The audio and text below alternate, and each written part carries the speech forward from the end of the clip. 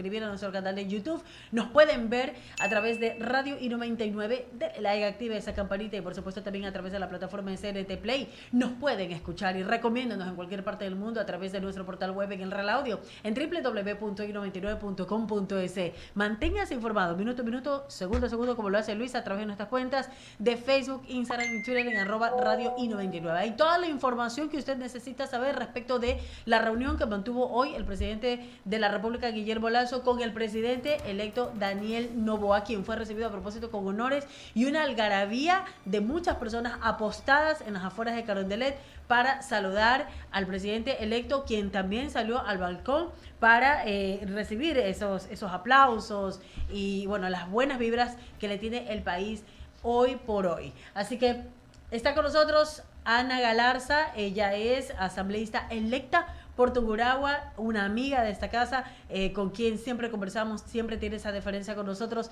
Ana, buenas tardes, bienvenida, gracias por estar con nosotros. Buenas tardes, Wendy. Un saludo, Luisa, a todos los amigos de cabina y mi abrazo grande hasta la Perla del Pacífico desde Quito, capital de la República del Ecuador. Les saluda la abogada Ana Galarza, asambleísta electa. Así es. Por la provincia de Tungurahua, representando a la bancada de Construye Lista 25. Así es. Bueno, vamos a arrancar, mi querida Anita, ¿qué le parece con mi compañera Luisa Delgadillo en este diálogo de la tarde? Adelante, mi querida Luisa. Gracias, Wendy. Anita, qué gusto saludarla. Oiga, primero y un poco para entrar en ambiente futbolero, ¿cuál es su pálpito para esta tarde? Gana Ecuador, con 2 goles gana. Perfecto. Como dice mi amiga y querida compañera Wendy Quinde, esa es la actitud que hay que tener, positiva siempre.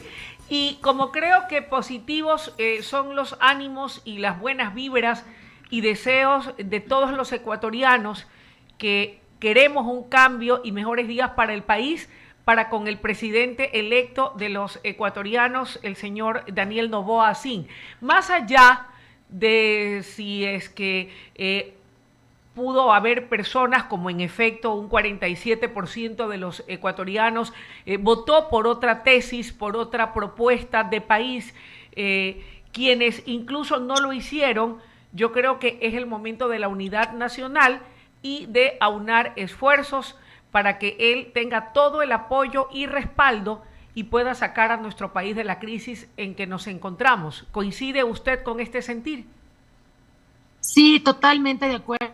Yo creo que como ecuatorianos estamos cansados de las discusiones políticas en las que muchas veces hemos visto que los intereses partidistas o incluso personales los han puesto por sobre las necesidades del país.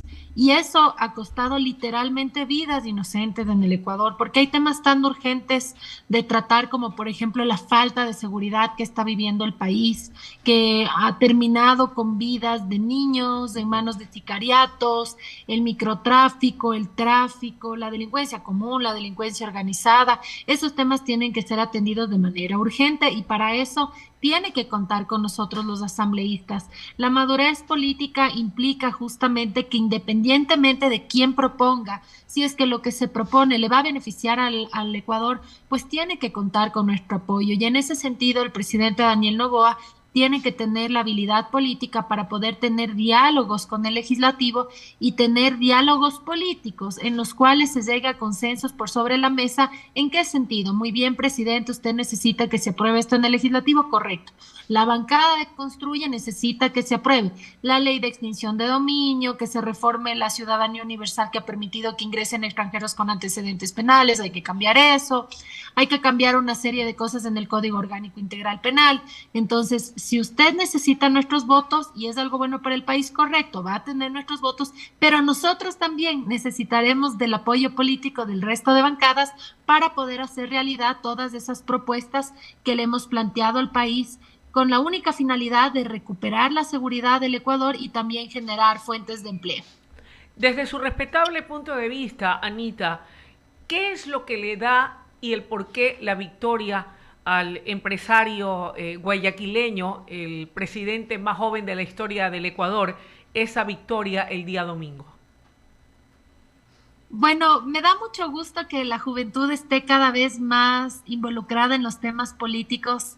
del país, mucho se ha dicho que la juventud no está interesada en la política del Ecuador y creo yo que esa es ya una historia del pasado. Ahora tenemos un presidente joven, democráticamente electo, sí es el más joven, pero ya tuvimos un presidente que tuvo 30 años y era el presidente Juan José Flores. El primer presidente que tuvo el Ecuador fue un venezolano llamado Juan José Flores que tenía 30 años. Mire usted, qué dato Ahora, interesante. Qué sí, dato sí, súper interesante, yo no lo interesante. conocía. Bueno, en todo caso, digamos que es el presidente ecuatoriano más joven de la historia del país, para hablar con De la propiedad. historia democrática, Así sí, es. electo democráticamente.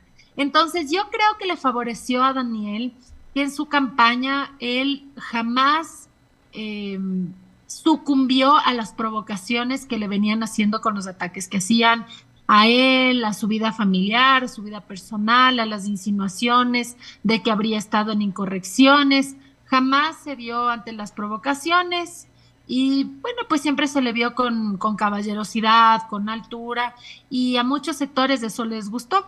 A otros sectores les gustó mucho verle en el debate de la primera vuelta donde escuchaban a un candidato que hablaba con datos, sean correctos o incorrectos. La gente le vio a un candidato ahí tranquilo hablando con datos y dijeron, este candidato sabe. Y se decantaron por la candidatura de Daniel Noboa y que les llevó a segunda vuelta. Y Anita, también en segunda vuelta se unió mucha votación anticorreísta hacia Daniel Noboa y también una votación que básicamente quería un cambio, que no es que sea anticorreísta, pero que ya no quería el correísmo porque ya lo habían vivido y quieren una opción diferente. Anita, Construye, los votos de Construye que fueron en primera instancia o iban dirigidos a Fernando Villavicencio y posteriormente pasaron al señor Zurita, fueron para Daniel Noboa. Yo sé que el voto es secreto, pero ¿usted tendría algún inconveniente en indicarnos por quién votó?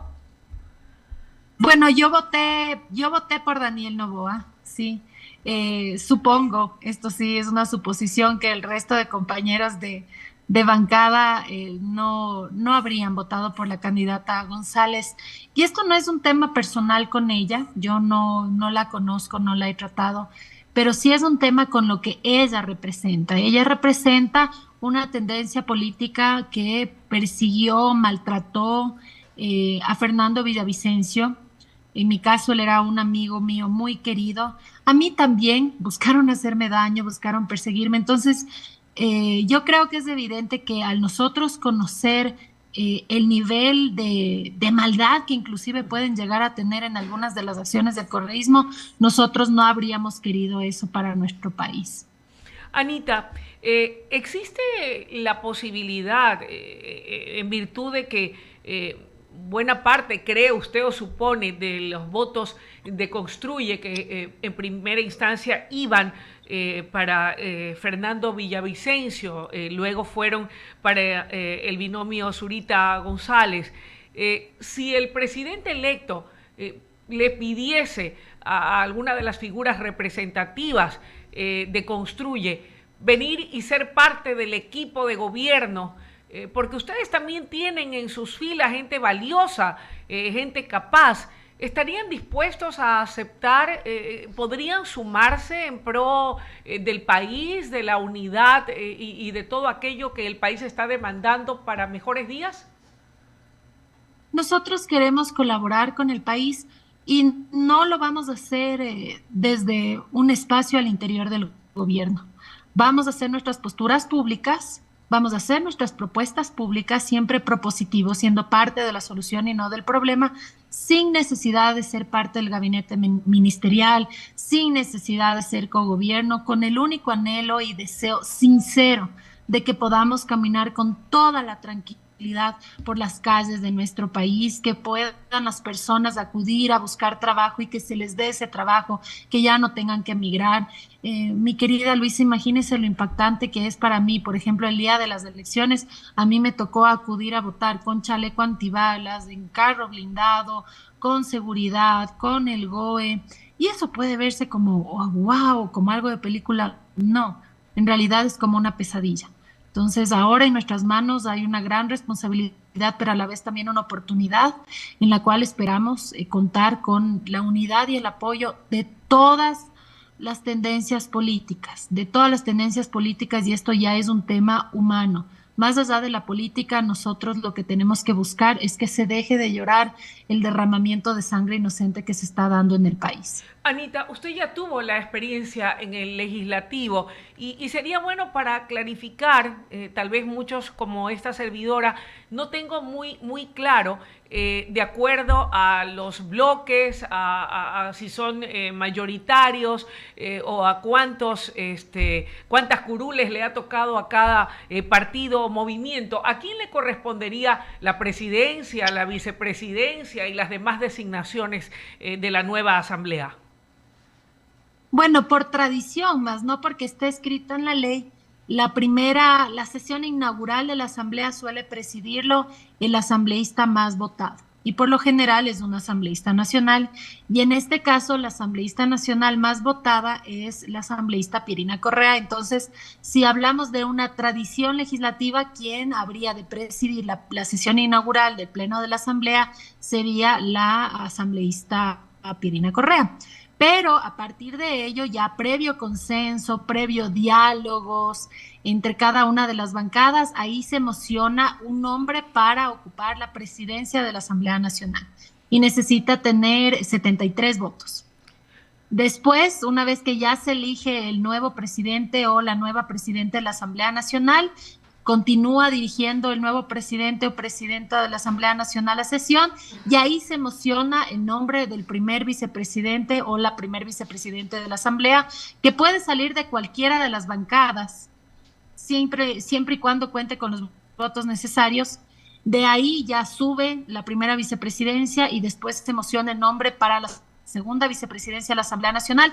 Puede salir de cualquiera de las bancadas. Y después ahí se eligen los 4 vocales del Consejo de la Administración de la Legislatura, que ahí sí hay básicamente está en la ley orgánica la función legislativa en la que establece que cada una de las bancadas legislativas inscritas en la Asamblea tiene derecho a una vocalía en el CAL. Es decir, la RC tiene derecho a un vocal en el Consejo de Administración de la Legislatura, Construye tiene derecho a tener un vocal en el Consejo de Administración de la Legislatura, el PSC lo mismo, y esto sin perjuicio a que cualquiera de las bancadas que ya tenga un vocal en el CAL pueda tener, aparte de su vocal, un presidente o vicepresidente de la Asamblea Nacional. Anita, en el caso de Construye, ¿ustedes ya han conversado casa adentro? ¿Tienen en mente a alguien a quien vayan a postular o a promover para la presidencia de la Asamblea? ¿Podría ser usted o alguno de los otros militantes de Construye? Ustedes son una de las bancadas de mayor representación en lo que será la nueva Asamblea. Bueno, sí hemos dialogado sobre ese tema y estamos dialogando con las otras bancadas legislativas. Lo que nosotros queremos hacer es una gran unidad legislativa. Yo sé que en campaña somos adversarios políticos, no enemigos políticos, pero adversarios políticos. Pero una vez que llegamos a la Asamblea Nacional, ahora que queremos dar una nueva imagen a esta institución que, bueno, viene siendo una de las peores valoradas del país justamente por las disputas, las divisiones. Ahora queremos darle una imagen distinta, una imagen madura, una imagen transparente, y para eso queremos tener una presidencia de la Asamblea Nacional de consenso, indistintamente de la bancada que sea. Claro que pues difícilmente se apoyaría por parte de nuestra bancada una candidatura que venga de la bancada del RC por lo que representa, más allá del nombre es por lo que representa. Y lo que sí es que nosotros ya hemos definido quién va a ser nuestro coordinador de bancada y quién es el elegido democráticamente al interior de la bancada para ser el vocal dentro del Consejo de la Administración de la Legislatura. Ahora, ¿cuáles son las propuestas que va a impulsar Construye, por un lado? Y por otro lado, a usted en lo personal, ¿no le quitaría el sueño ser la presidenta o la vicepresidenta o presidir alguna comisión en particular? Bueno, yo francamente estoy muy enfrascada y encaminada en darle soluciones al país. Obviamente, si es que puedo estar en una presidencia de una comisión, en una vicepresidencia de la comisión. Eso depende de quienes integren la comisión, porque se hace igual el primer día que se instala la sesión en la comisión permanente especializada, la cual el Pleno de la Asamblea Nacional me haya delegado, ahí se emociona un nombre y los compañeros de la comisión votan a favor o en contra. Entonces eso dependerá de quienes conformen las comisiones. Lo que sí le puedo decir es que yo soy la asambleísta electa al interior de la bancada de Construye para ser la representante de mi bancada en el Consejo de Administración de la legislatura como su vocal. Perfecto. Ahora, desde su respetable punto de vista, ya hablando de lo que va a ser la misión o la tarea, no solo de la Asamblea, que nos enfocamos un poco más en esta primera parte de la entrevista, del Ejecutivo como tal, de los desafíos en los que deberá acometer el presidente electo, que dicho sea de paso, y usted como una persona activa en la política ecuatoriana conoce y domina más esos temas que esta servidora, no necesariamente necesita trabajar e impulsar todo aquello que requiere o demanda el país de la mano de la Asamblea, a la que debe respetar y debe buscar consensos y debe buscar el apoyo, pero hay cosas que entiendo también las puede hacer e impulsar solamente desde el Ejecutivo. ¿Qué es lo que usted cree que no puede esperar y debe priorizar el mandatario electo una vez que asuma sus funciones? Vemos que el día de hoy ha pedido al presidente Lasso convocar a la brevedad posible al Consejo de Seguridad. Bueno, me parece muy bien, esas acciones son las que puede hacer directamente el Ejecutivo sin una previa aprobación de la Asamblea Nacional. Claro que tiene necesariamente que tener la habilidad política para poder tener un puente sólido con el Legislativo y poder hacer este gran equipo país, pero es necesario que haya ese puente de comunicación, ¿no es cierto?, de ese diálogo político. Por otro lado, algo que puede hacer el presidente Daniel Noboa y que lo mencionó en el debate de la segunda vuelta, habló de la tabla de consumo mínimo o la tabla de umbral, como quieren mencionarlo. Esa tabla de consumo mínimo no depende de la Asamblea Nacional. El presidente electo Daniel Noboa podría cambiar la tabla de consumo mínimo de drogas o derogarla. Basta con un decreto ejecutivo. Entonces, sí hay acciones que puede hacer desde la presidencia de la República, basta su voluntad política. Pero, por ejemplo, en el tema de la tabla de consumo mínimo de drogas, hay que ser muy claros. Lo que no se busca es enviar a las personas adictas a las cárceles, porque lo único que vas a generar es que empeoren en sus adicciones, incluso adquieran nuevas adicciones y todo empeore.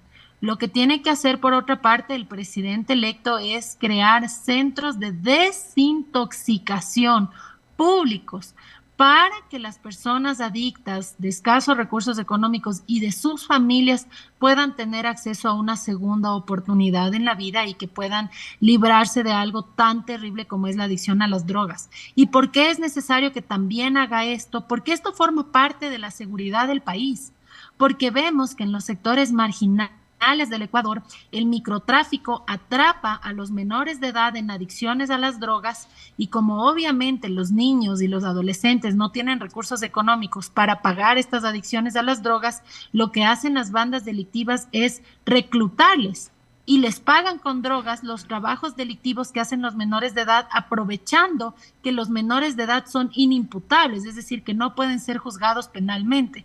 Entonces, si queremos disminuir la inseguridad, también es muy importante que vayamos hacia las causas sociológicas que están generando que crezca la inseguridad en el país. Otro de los ofrecimientos del mandatario electo es que en 100 días convocará o implementará una consulta popular. ¿Qué temas considera usted, desde su respetable punto de vista, no podrían o no deberían faltar en esa consulta? ¿Cree usted que es necesario hacerla como lo plantea el primer mandatario electo o cree usted que bastaría con que él envíe sus proyectos y propuestas a la Asamblea y allí va a tener acogida total? Yo quisiera pensar que el Estado ecuatoriano pudiese ahorrarse cerca de 50 millones de dólares que le cuesta al país hacer una consulta popular. Pero, ¿y cómo se podría ahorrar esos 50 millones de dólares? Basta con la voluntad política de todas las bancadas legislativas al interior de la Asamblea Nacional. Pero eso es algo que yo no puedo garantizar. Yo le puedo garantizar la madurez y el buen comportamiento de parte de mis compañeros asambleístas de la bancada de Construye, pero no puedo hablar por el resto de bancadas legislativas. Le voy a poner un ejemplo, mi querida Luisa. Es importantísimo que se reforme la Constitución en la famosa ciudadanía universal que permite que ingrese todo mundo a nuestro país sin ningún tipo de requisito. Eso sí nos ha afectado porque así como ha ingresado gente buena, gente limpia, gente honesta, transparente, también han ingresado sicarios, narcotraficantes, microtraficantes, secuestradores, delincuentes de otros países que han venido acá al Ecuador a seguir delinquiendo. Le voy a poner un ejemplo pues que fue de conocimiento nacional. El mismo asesinato de Fernando Villavicencio eran todos extranjeros y todos con antecedentes penales. O el caso de Agustín Intriago, era un extranjero con antecedentes penales. De hecho, de enero a la fecha, son 3.000 ecuatorianos, incluyendo niños y bebés que han sido asesinados, estilo sicariato, 3.000 asesinados, estilo sicariato en manos de extranjeros con antecedentes penales. Entonces, ¿qué es lo que tenemos que hacer? Es cambiar la Constitución sobre el tema de la ciudadanía universal para que eso nos permita reformar la Ley Orgánica de Movilidad Humana y de esa manera poder pedir requisitos a las personas que ingresan al Ecuador y también a las personas que ya ingresaron al país. Si son personas que tienen graves antecedentes penales y que inclusive han cometido delitos en el país, hay que devolverles a sus países. Pero para eso necesitaríamos al menos 92 votos al interior de la Asamblea Nacional, incluyendo la bancada de la Revolución Ciudadana, y dudo mucho que ellos quieran sacar del país a los extranjeros con antecedentes penales.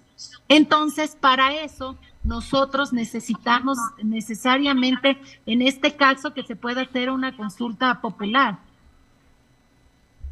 Una consulta popular. Otro tema, no menos importante y ya en la recta final de esta entrevista, estimada Anita, es aquel que guarda relación a propósito de todo lo que hemos estado conversando. En resumen, y como están las cosas, ¿hacia dónde cree usted que va a caminar el Ecuador? Y como una ecuatoriana más allá de ser una persona activa en política, ¿qué espera usted para nuestro país? Ay, mire, querida Luisa, yo tengo mucha esperanza de que así como yo, el resto de compañeros asambleístas entiendan que tenemos un rol histórico de literalmente salvar muchas vidas desde el ámbito de nuestra competencia. De igual manera, mi deseo, mi anhelo de todo corazón, que el presidente electo tenga éxito, que tenga sabiduría, que se rodee de las mejores personas, que no permita que su gobierno se empañe con actos de corrupción, que incluso desde lo más pequeñito tenga la precaución de poner a las personas más adecuadas. Mire, querida Luisa, yo soy de la provincia de Tungurahua.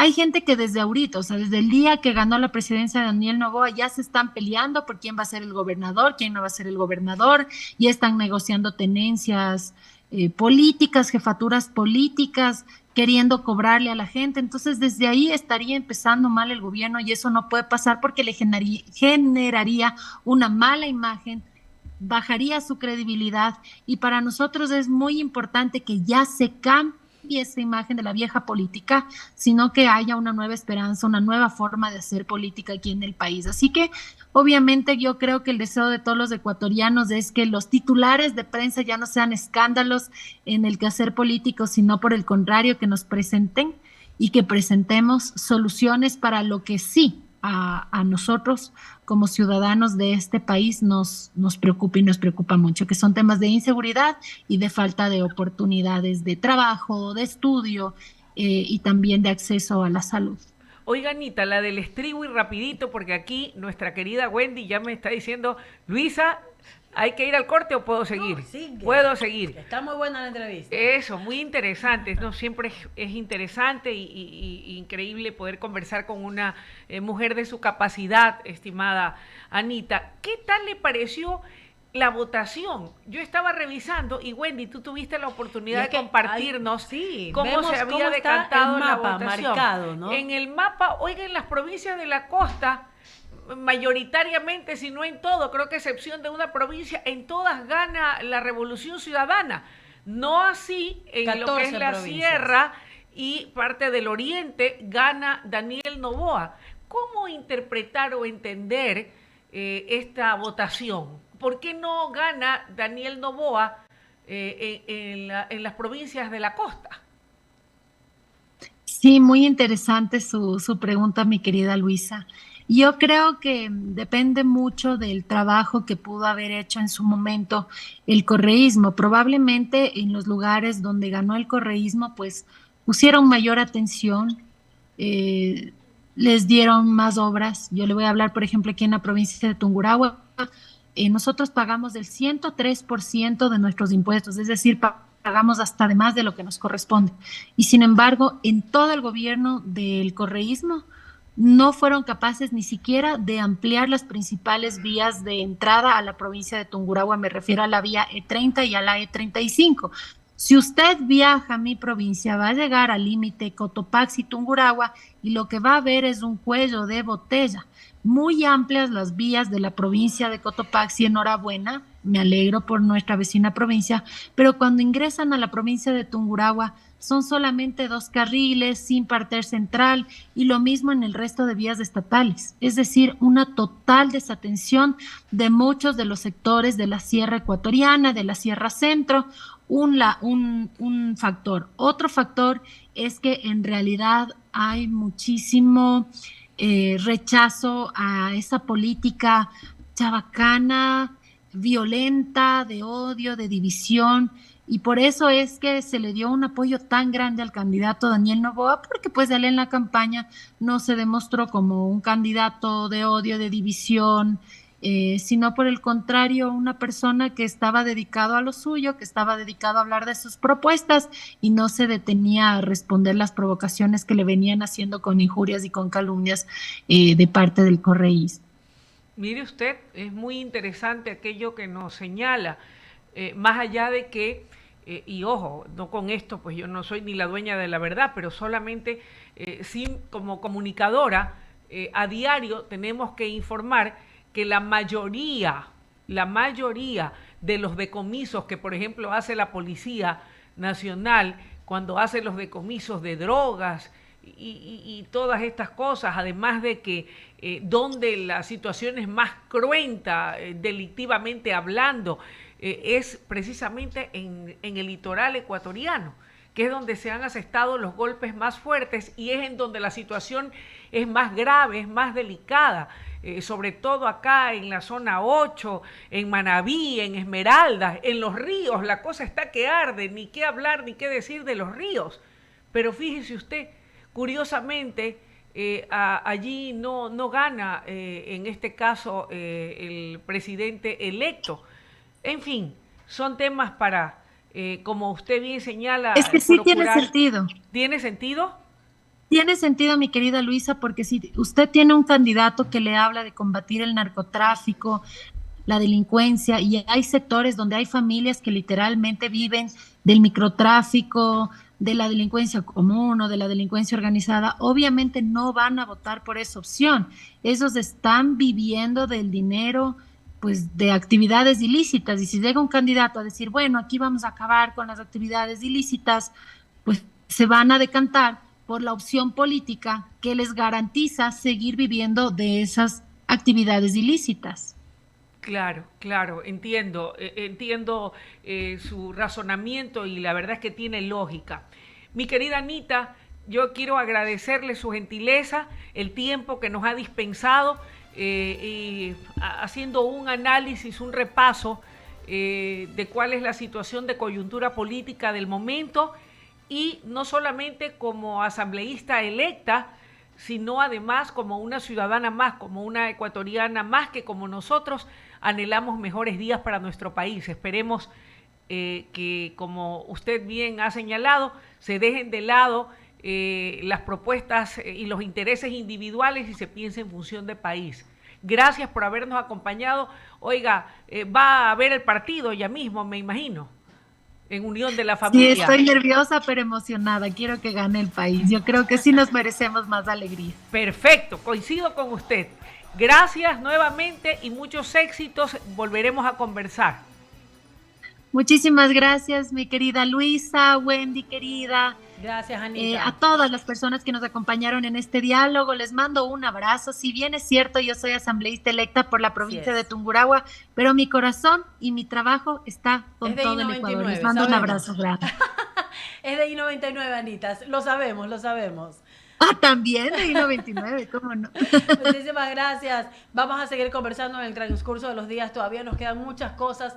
Vamos a ver también qué ocurre en el pasar de los días respecto del nuevo presidente y obviamente también las observaciones o propuestas o sugerencias que hacen los diferentes actores políticos, ¿no?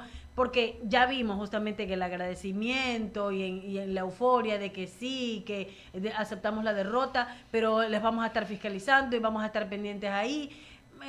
Suena un poquito como que les vamos a ir marcando la agenda al presidente de la República, cosa que no debería ser así. El presidente debe tener la libertad para poder trabajar y en la asamblea debe tener el apoyo suficiente si es que realmente quieren los nuevos asambleístas que el país cambie. Entonces no debe haber ahí el trance de que si tú me das esto, yo te apoyo, si no me ayudas con esto o no nos complaces en tal o cual cosa, no te apoyamos. No debería ser así. Si realmente, ahí vamos a ver si realmente lo que se dijo en su momento de que vamos a apoyar, de que el país siga adelante, se cumple. Gracias, Anita. No hay de qué, mi querida Wendy. Claro, todas las cosas buenas van a contar con nuestro apoyo. Claro que tenemos que fiscalizar porque muchas veces en arca abierta el justo peca y lo que queremos es que se respeten los recursos de todos los ecuatorianos porque en nuestro país sí hay recursos. Como decía el presidente Nayib Bukele, los presupuestos alcanzan cuando nadie roba. Entonces lo que queremos es cuidar los recursos que tiene nuestro país para que llegue a los sectores que más lo necesitan: salud, educación, trabajo, obra pública, y de esa manera sí va a poder salir adelante el Ecuador. Le mando un gran abrazo. Lo que nos han dejado. Hay que cuidar lo poco que nos han dejado. Gracias, Así Anita, es. Un abrazo. 18 un abrazo. 6, un abrazo. 18:06, vamos a abrir el espacio de los mensajes publicitarios.